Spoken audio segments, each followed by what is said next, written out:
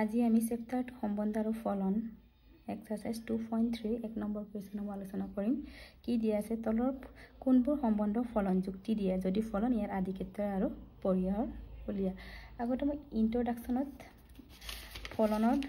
ধাৰণাত কি দিছিল ফলন মানে কি এৰ প্ৰতিটো মৌল বিৰ এটাই মাত্ৰ প্ৰতিছায়া থাকে তে চোৱাচোন কিমান আছে আমাৰ প্ৰতিছায়া বা ইয়াত চা এৰ মান কিমান আমাৰ এই মৌলটো 2 5 8 11 14 17 আৰু বি 1 এটা আমাৰ এটাই প্ৰতিছায়া থাকে তেতিয়ালে আমাৰ এটো ফলন হ'ব আৰু ফলন হোৱাৰ পিছত কি কৰিব কৈছে আমাক ইয়াৰ আদি ক্ষেত্ৰ আৰু পৰিহৰ ওলাব কৈছে আদি ক্ষেত্ৰ কিমান হ'ব আমাৰ 2 5 8 11 14 আৰু 17 এটো আৰু পৰিহৰ আমাৰ কিমান হ'ব 1 দ্বিতীয় বিন্দুটো আমাৰ দ্বিতীয় মৌল আমাৰ 1 এ দুই নম্বৰটো চা 2 1 4 2 6 3 8 4 10 5 12 6 আৰু 14 7 এটা আমাৰ এটা ফলন হয়নে ফলন হয় কাৰণ চোৱা 1 ৰে 2 হৰণ কৰিলে আমাৰ 2 বাৰ পাওঁ 2 ৰে 4 ক তেনেকে 2 3 ৰে 6 ক 2 4 ৰে 8 ক 2 5 ৰে 10 2 6 ৰে 12 ক হৰণ কৰিলে আমাৰ 2 7 ৰে 14 ক হৰণ কৰিলে 2 আমাৰ ইমেজটো প্ৰতিছায় এটাই হৈছে তেনেহলে তো ফলন হয় ফলন হোৱাৰ লগে লগে আমাৰ আদি ক্ষেত্ৰ কিমান হ'ব আমাৰ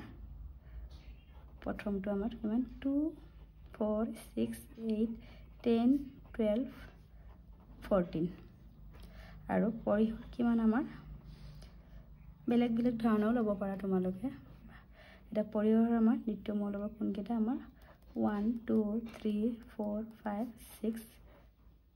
7 এটো আছে আমাৰ আদি ক্ষেত্ৰ আৰু পৰিহৰ নেক্সট 3 নম্বৰটো দিয়া আছে 1 3 1 5 2 5 এটো আমাৰ ফলন হয়নে দেখাব লাগে এটো আমাৰ ফলন নহয় কাৰণ একে মৌললৈ ভিন্ন প্ৰতিছায়া আছে 1 আৰু 3 1 5 একে হলো আমাৰ 2 5 ৰ আমাৰ বেলেগ বিভিন্ন ধৰণৰ প্ৰতিছায়া আছে এইকাৰণে এটো সম্বন্ধ ফলন নহয় কিয়নো একে মৌলৰ বাবে একে প্ৰতিছায়া থাকিব লাগে ইয়াত ভিন্ন প্ৰতিছায়া আছে ইয়াৰ এটা 2 নম্বৰ প্ৰশ্নটো আলোচনা কৰাৰ আগতে তোমালোকক মই 3 আৰু 3 নম্বৰ আৰু 4 নম্বৰ কোৱেশ্চনটো সমাধান কৰি লম নম্বৰ প্ৰশ্নটো চোৱা এটা ফলন f ৰ অংগীয়া এনেদৰে দিয়া আছে f of x 2x - 5 কি উলিয়াব লাগে f0 f7 f - 3 মান উলিয়াব লাগে ইয়াত একো বেলেগ কৰিব নালাগে x ৰ মান দিয়া আছে ইয়াত 0 ইয়াত 0 বহাই যিটো ৰিজাল্ট ওলাব ক্যালকুলেশন কৰি এটোই আমাৰ এনসাৰটো হ'ব এটা 1 নম্বৰটো কৰো কি দিয়া আছে আমাৰ f of x 2x - 5 f0 ওলাব লাগে ইয়াত x ৰ মান 0 বহাই 2 * 0 0 -5 আমাৰ এতে এনসাৰ আকৌ 2 নম্বৰটো কি আছে f7 টো লিয়াব লাগে মানে f of x কি আছে আমাৰ 2x - 5 এটা f7 কিমান হ'ব x ৰ মান 7 বহাই দিয়া 2 7 * 14 - 5 কিমান হ'ব 9 3 নম্বৰটো দিয়া আছে আকৌ f - 3 মান উলিয়াব লাগে আমাৰ f of x টো কি হয় এতিয়া x ৰ মান -3 বহাব লাগে 2 * -3 - 5 2 * -3 - 6 - 5 -6 - 5 কিমান হ'ব minus plus symbol will be -11 এটো আমাৰ এনসাৰ জাস্ট তোমালোকে x ৰ মানটো বহাই দিব লাগে তাৰ পিছত ক্যালকুলেশন কৰি যি এনসাৰ পাবা এটোই তোমালোকৰ এনসাৰটো হ'ব তে নেক্সট আমাৰ 4 নম্বৰটো চোৱা একে সেম মেথড या আমাৰ 4 নম্বৰ প্ৰশ্নটো চোৱা ডিগ্ৰী সেলসিয়াছ থকা তাপমানক ডিগ্ৰী ফাৰেনহাইটত থকা তাপমানৰ লগত তীৰ ফলন কি দিয়া আছে ফলন্ত TC = 9c/5 + 32 সংখ্যাৰ দ্বাৰা সংযোগ স্থাপন কৰে 1 number T0 2 number T28 T - 18 আৰু 4 নম্বৰ TC = 2 1 2 হলে এখিনিৰ মান আৰু c এৰ মান উলিয়াব কৈছে এটা প্ৰথম আমাৰ কি দিয়া আছে TC = 9c/5 + 32 আমি 1 নম্বৰ T0 c এৰ মান 0 ইয়াত বহা দিজৰে যিকোনো সংখ্যা ইনটু কৰিলে 0 হয় তেনে 0 + 32 কিমান পাম আমি 32 ঠিক তেনেদৰে আমি 2 নম্বৰটো T28 একে কি আছিল আমাৰ TC = 9c/5 ইনটু প্লাস 32 ইয়াত আমি c এর মান বহাম এতিয়া কিমান 28 5 + 32 কিমান হ'ব 9 * 28 252/5 + 32 এতিয়া আমি এলসিয়াম লম 5 252 + 32 * 5 160 252 + 160 আমাৰ কিমান হল 412/5 এটো আমাৰ ৰিজাল্ট তা ঠিক তেনেদৰে আমি 3 নম্বৰটো কৰিম T -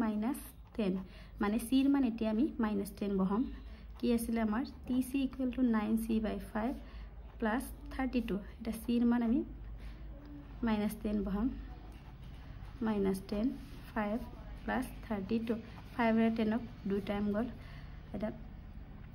9 2 * 18 -18 + 32 কিমান হ'ব আমাৰ -18 + 32 আমাৰ 14 তেনেদৰে ক্যালকুলেশন কৰিলে হ'ল এতিয়া আমাৰ 4 নম্বৰটো কি দিয়া আছিল নম্বৰটো দিয়া আছে আমাৰ TC = 212 এতিয়া আমাক কি উলিয়াব দিছে c এর মান উলিয়া বুলি কৈছে হলে c এর মান উলিয়া এতিয়া TC দিয়া আছে 20 আমাৰ ফলনটো কি আছিল TC = 9c/5 + 32 এটা TC আমাৰ কিমান হয় 212 9c/5 + 32 এই প্লাসটো এফালে নিম আমি 9c বাৰ ইয়াত লিখিলো 212 প্লাসটো এফালে নিলে আমাৰ কি হয় লেফট সাইডে নিব লাগে ইয়াত আমি এই সাইডে লিখিছো একেই কথা -32 তো 9c/5 212 - 32 কিমান হ'ব 180 হল আমাৰ এতিয়া আকৌ c = কি হ'ব 180 * 5/9 তো আকৌ আমাৰ ডিভাইড হ'ল এতিয়া 9 এৰে 180 ডিভাইড কৰিলে আমাৰ কিমান গল কাটিলে 20 তা 20 * 5 100 আমি c = কিমান পালো আমি 100 এটোই আমাৰ ৰিজাল্ট এবাৰ চাই লওঁগে